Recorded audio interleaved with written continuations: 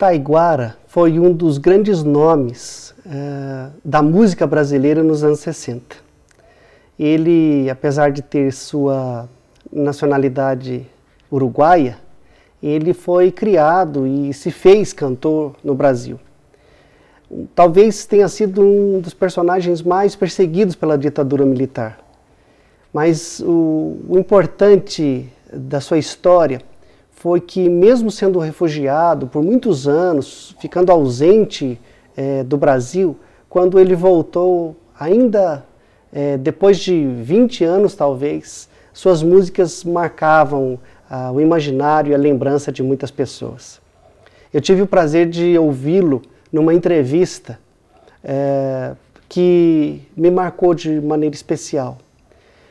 Quando a repórter perguntou para ele o que o fazia ter medo, o que lhe dava medo, ele respondeu o seguinte: eu tenho medo de decepcionar. Essa afirmação do cantor, que infelizmente já se foi, nos faz pensar sobre o que é que nos dá medo.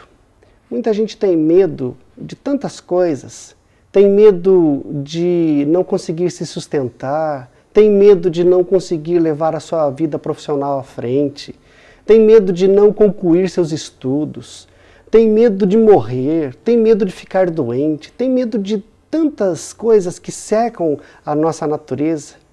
Mas aquele cantor disse que tinha medo de decepcionar.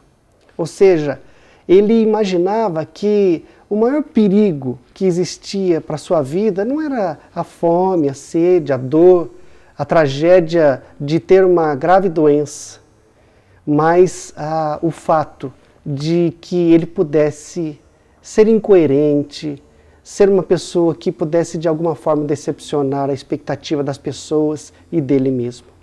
Existe um texto bíblico que diz o seguinte, no Salmo 39, versículo 8, livra-me de todas as minhas iniquidades, não me faças o opróbrio do insensato.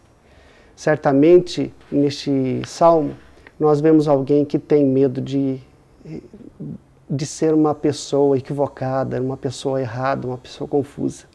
Talvez, como cantor, ele tivesse medo de decepcionar os outros e ser alguém que fosse confundido pela sua própria ambição.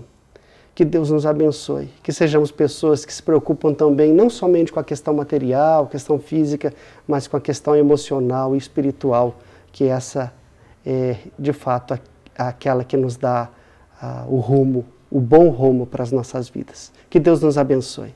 Amém.